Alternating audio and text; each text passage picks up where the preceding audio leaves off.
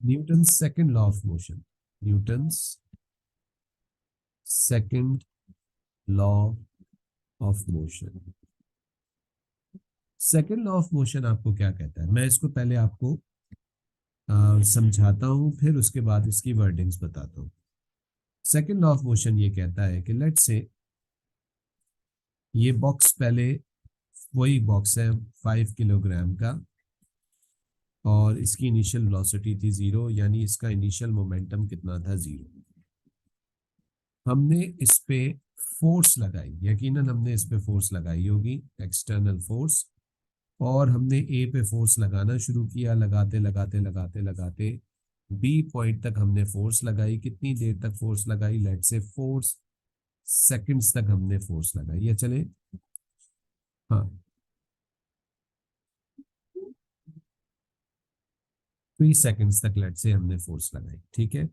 तो 3 सेकंड तक हम इस पे फोर्स लगाते रहे, और 3 सेकंड के बाद हमने नोटिस किया कि इसका मास तो 5 किलोग्राम ही रहा, लेकिन इसकी वेलोसिटी कितनी हो गई, 5 मीटर्स पर सेकंड।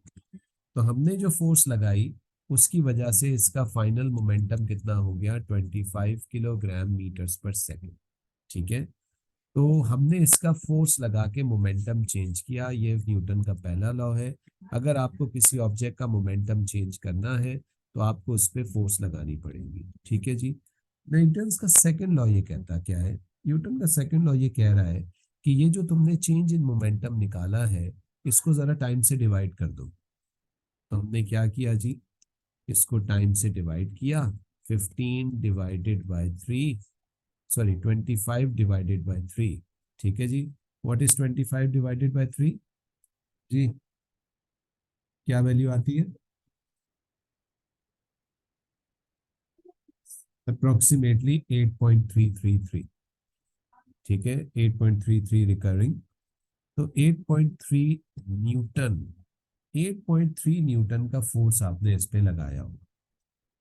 अच्छा जी, ये क्या मतलब है इसका, तो न्यूटन का सेकंड लॉ आपको ये कह रहा है कि 1 सेकंड में आपने ऑब्जेक्ट का जितना भी मोमेंटम चेंज किया है, वही ऑब्जेक्ट पे लगने वाली फोर्स है।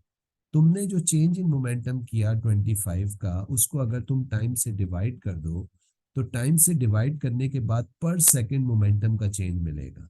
ये जो पर सेकंड मोमेंटम का चेंज है, this is actually the force applied on the object. यानी जब टाइम 0 था तो इस ऑब्जेक्ट का मोमेंटम था 0। 1 सेकंड के बाद यकीनन इसका मोमेंटम कितना हुआ होगा, 8.3 किलोग्राम मीटर्स पर सेकंड।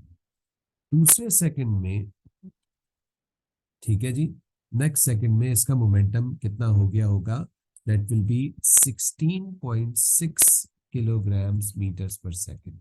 यानी कितना मजीद बड़ा होगा, 8.3। और थर्ड सेकंड में जाके इसका मोमेंटम मजीद 8.33 बढ़ा, और इसका फाइनल मोमेंटम कितना हो गया, 25। Each second the change in momentum is 8.333 kilogram meters per second. Hence, this is the force applied on the object. This is actually what we call Newton's second law. Newton के second law की statement क्या है? What is Newton's second law of statement?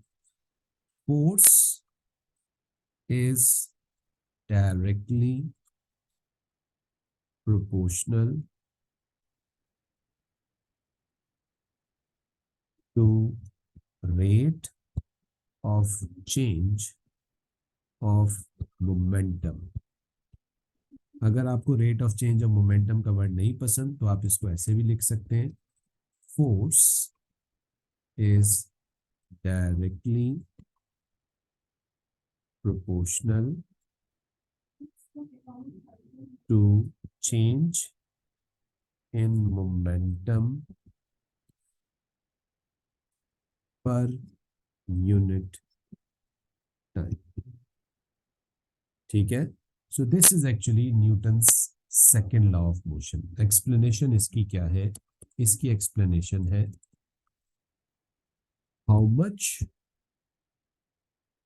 Momentum of the object changes per second, that's the force applied on the object। एक second में object का जितना भी momentum change होगा उसी को ही हम ऑब्जेक्ट पे लगने वाली फोर्स कंसीडर करेंगे। According to Newton second law of motion हम ये कह रहे हैं force is directly proportional to change in momentum over time. और जब ये प्रोपोर्शनलिटी हटता है तो रेसिस्टेशन का कांस्टेंट हमारे सिलेबस के हिसाब से 1 ही रहता है। तो हम इसका फॉर्मूला बनाते हैं F is equals to delta P over T। This is basically Newton's second law of motion. पहला लॉ ये कह रहा है कि ऑब्जेक्ट का अगर आपको मोमेंटम चेंज करना है तो उस पर फोर्स लगाइए। और दूसरा लॉ उसी को एक्सटेंड करते हुए कह रहा है एक सेकंड में आप जितना भी मोमेंटम चेंज करना चाह रहे हैं उतनी फोर्स लगा दें। एक सेकंड में आप 100 का मोमेंटम चेंज करना चाहते हैं 100 न्यूटन का फोर्स लगाएं। एक सेकंड में आप 1000 का न्यूटन चेंज करना चाह रहे हैं 1000 की फोर्स लगाएं। एक सेकंड में आप 1 का मोमेंटम चेंज करना चाह रहे हैं 1 न्यूटन की फोर्स लगा दीजिए। This is what we called Newton second law. ठीक है जी, ये समझ में आया सबको? जी आयशा, हुदा, जारिफ, बेटा समझ में आया ये? Yes sir. जारिफ क्लियर है ये बेटा? हुदा? सर आप वापस एक्सप्लेन कर सकते हैं? मैं दोबारा एक्सप्लेन कर देता हूँ। देखो पहला लॉ ये कहता है कि अगर आपको किसी ऑब्जेक्ट का मोमेंटम चेंज करना है तो उस पर फोर्स लगानी पड़ेगी। दूसरा लॉ ये कहता है कि अगर आप जितनी भी एक सेकंड में ऑब्जेक्ट का मोमेंटम चेंज करेंगे वही ऑब्जेक्ट पे लगने वाली फोर्स है। जारिफ मैंने किया क्या, मैंने ऑब्जेक्ट का जो मोमेंटम चेंज हुआ था 25 उसको जितने टाइम में ये चेंज हुआ उस टाइम से डिवाइड कर दिया। तो पर सेकंड मुझे मोमेंटम का चेंज मिला 25 डिवाइडेड बाय 3 पर सेकंड कितना आया 8.33। तो मैंने कहा यकीनन यहाँ कितना फोर्स लगा होगा 8.3 न्यूटन्स का। यानी पर सेकंड जो भी मोमेंटम का चेंज होता है वही ऑब्जेक्ट पे लगने वाली फोर्स होती है। न्यूटन का सेकंड लॉ ये कह रहा है कि फोर्स डायरेक्टली प्रोपोर्शनल है change in momentum per unit time में। पर यूनिट टाइम मींस हर सेकंड में। एक सेकंड में जितना भी मोमेंटम चेंज होगा वही ऑब्जेक्ट पे लगने वाली फोर्स कंसिडर कर ली जाएगी। ठीक है, और उससे हमने एक इक्वेशन बनाई F is equals to change in momentum upon time. ये आपके पास फोर्स का फॉर्मूला आ गया। ठीक है, तो this is actually Newton second law. Zarif आप क्लियर है? जी सर अब clear. How much momentum you want to change per second that's the force applied on it. देखो न्यूटन का पहला लॉ आपको क्या बता रहा है। न्यूटन का पहला लॉ ये कहता है कि अगर आपको किसी ऑब्जेक्ट की स्टेट चेंज करनी है तो उस पर फोर्स लगानी पड़ेगी। एक्चुअली में न्यूटन का फर्स्ट लॉ आपको फोर्स के बारे में बता रहा है। फोर्स क्या है? फोर्स ऐसा एजेंट है जो किसी ऑब्जेक्ट का मोमेंटम चेंज कर सकती है। फोर्स ऐसा एजेंट है जो किसी ऑब्जेक्ट की स्टेट को चेंज कर सकती है। दूसरा लॉ आपको यह बता रहा है कि फोर्स कैलकुलेट कैसे की जाती है। एक सेकंड में जितना भी आपने मोमेंटम चेंज किया उसी को ऑब्जेक्ट पे फोर्स मान लीजिए। तो वो सेकंड लॉ आपको ये कह रहा है कि फोर्स कैलकुलेट करने का फॉर्मूला क्या है, F is equals to change in momentum per unit time. F is equals to ma is not the Newton's second law of motion. वो सेकंड लॉ का कंक्लूजन, उस सेकंड लॉ ऑफ मोशन नहीं है।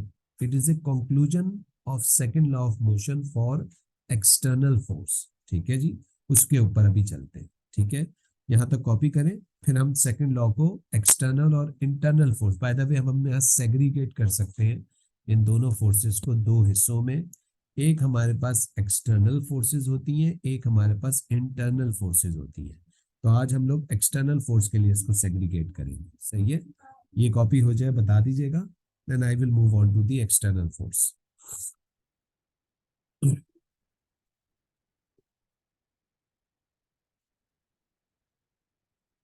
खुदा बेटा कोई क्वेश्चन है?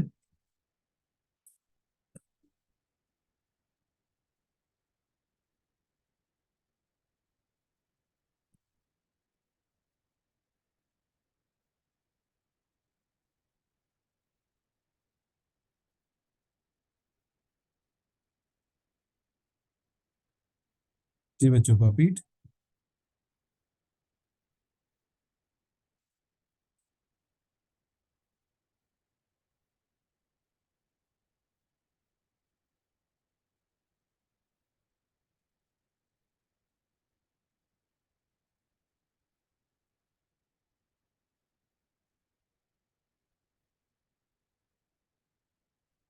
अच्छा, कॉपी हो गया बेटा।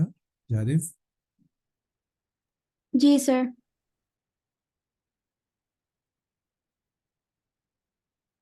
जी सर, डन। ठीक है, अब हम चलते हैं न्यूटन्स के सेकेंड लॉ ऑफ मोशन को एक्सटर्नल फोर्स के लिए। Newton's second law for external force.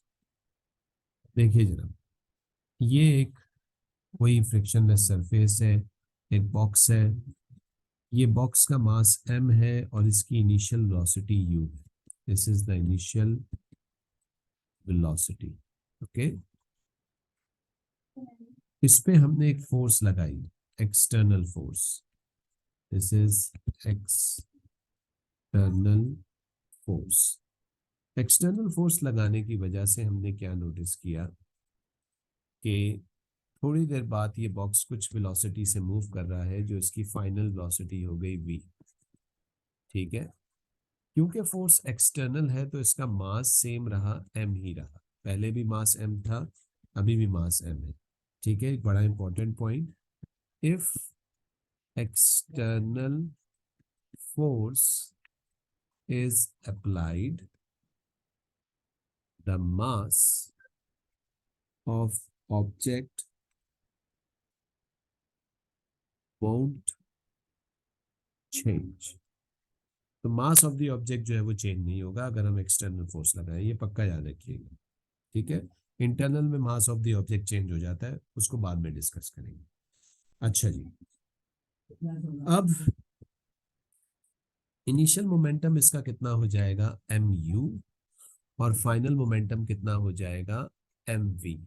ठीक है, ये मोमेंटम चेंज करने में कुछ ना कुछ टाइम लगा होगा। लेट्स से जो टाइम लगा वो कितना है, t। तो according to Newton second law, force is change in momentum upon time.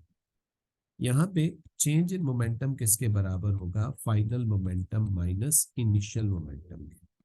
तो फाइनल मोमेंटम है आपके पास mv, इनिशियल मोमेंटम है mu।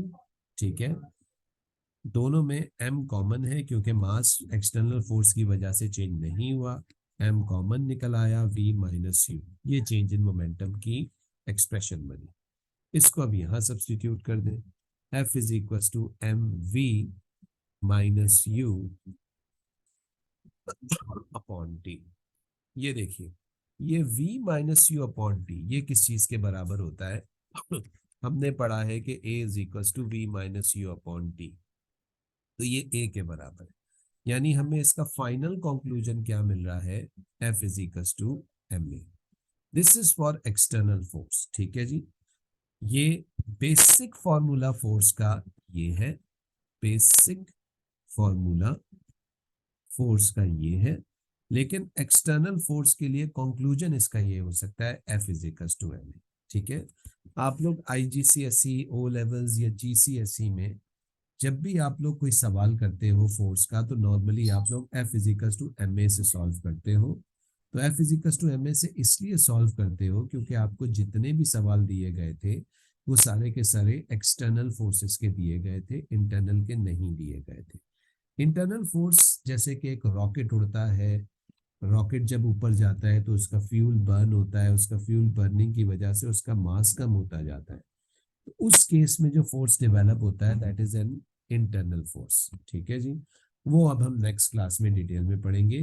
This is only about the external force. Any questions, इसमें कोई सवाल है? सर अगर हमें कभी आयशा, ब्रेक हो गई हो बेटा बीच में नॉट से तुम्हारा। F is equal to m a, right? जी, एक्सटर्नल फोर्स के लिए हमेशा F equals to m a लगेगा, इंटरनल के लिए कभी भी F equals to m a नहीं लगता। ठीक है। Yes sir.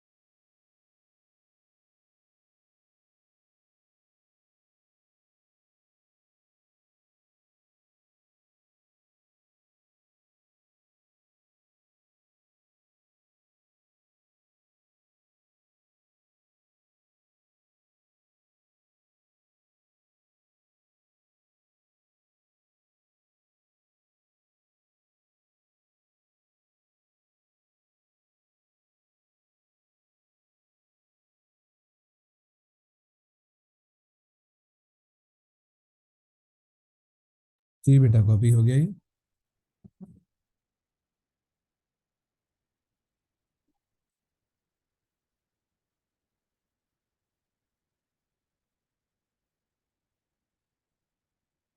जी बच्चों, कॉपी हुआ है। आयशा, खुदा, जारिफ। Sir 2 minute. अच्छा, मशहूद कहाँ गायब है भाई? सर वो तो आपके पास है, वो पाकिस्तान पे है। अच्छा, मतलब क्लास नहीं ले रहा वो।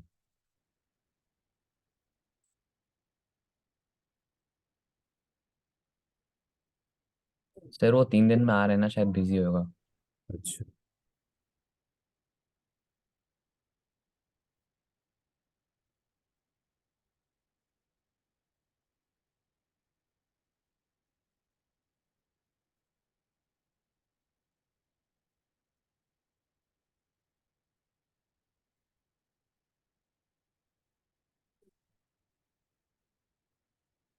सर कॉपी हो गया। तुम्हारा हो गया जारिफ? जी सर। हाँ, कॉपी हो गया बेटा? जी सर, हो गया सर। खुदा, आपका हो गया बेटा? खुदा का शायद माइक नहीं चल रहा। चले बच्चों, ठीक है भाई, यहाँ स्टॉप करते हैं। इसको नेक्स्ट क्लास में कंटिन्यू करेंगे। न्यूटन के सेकंड लॉ को और डिटेल से हमने पढ़ना है अभी। इसी में इम्पल्स के बारे में भी पढ़ना है। Delta P by the way impulse है। इम्पल्स की एक नई डेफिनेशन बन के हमारे सामने आएगी। और ये सारी चीजें हम नेक्स्ट क्लास में करेंगे, ठीक है। चलो, अल्लाह हाफिज।